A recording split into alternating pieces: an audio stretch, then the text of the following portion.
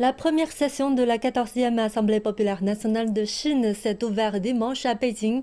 Voici quelques 3000 députés se sont réunis au Grand Palais du Peuple pour examiner le rapport du travail du gouvernement et remplir leurs fonctions dans ce législateur suprême chinois.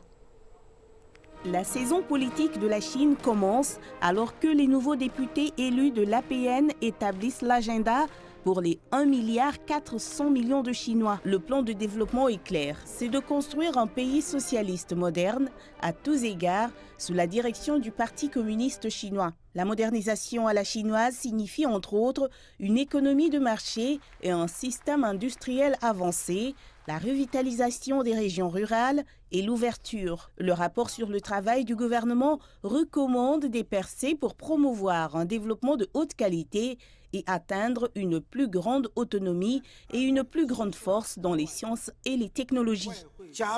En accélérant la modernisation du système industriel, nous devons, en mettant l'accent sur les chaînes industrielles clés du secteur manufacturier, mobiliser des ressources de qualité et déployer des efforts concertés pour réaliser des percées dans les technologies de base dans les domaines clés.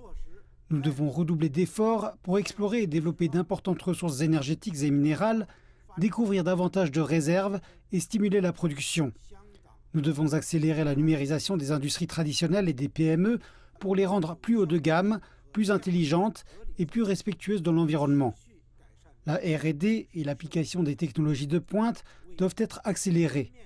Nous devons améliorer le système logistique moderne. Nous devons nous efforcer de développer l'économie numérique, intensifier la surveillance régulière et soutenir le développement de l'économie de plateforme. Dans le même temps, la Chine cherche à stabiliser sa croissance économique alors qu'elle devrait contribuer pour plus de 30% à la croissance économique mondiale en 2023. Le rapport de travail du gouvernement fixe des objectifs de développement pour cette année. Les principaux objectifs de développement pour cette année sont les suivants.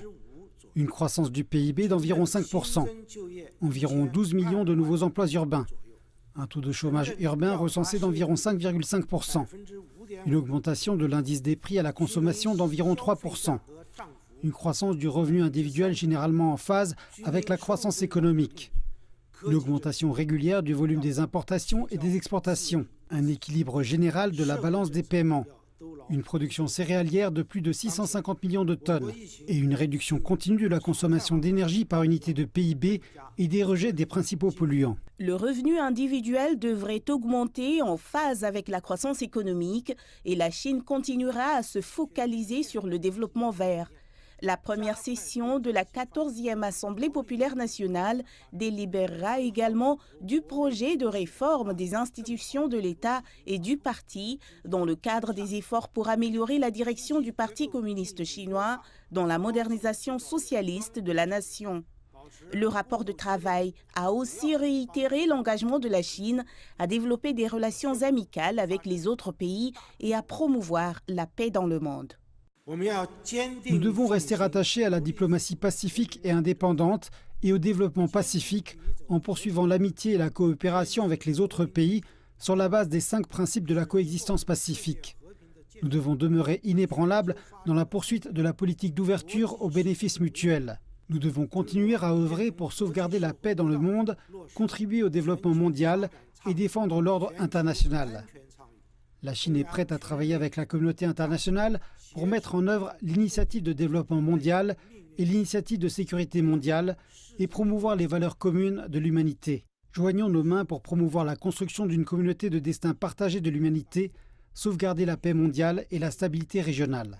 La Chine doit mettre en place ces initiatives au cours des 5 prochaines années. Beijing a cependant averti qu'il y avait des opportunités stratégiques, des risques et des défis dans le même temps et que l'incertitude grandissait. Donc, les 2 sessions sont sans nul doute importantes pour une réouverture post-épidémique de la Chine et pour stabiliser la confiance du public afin de réaliser les succès futurs.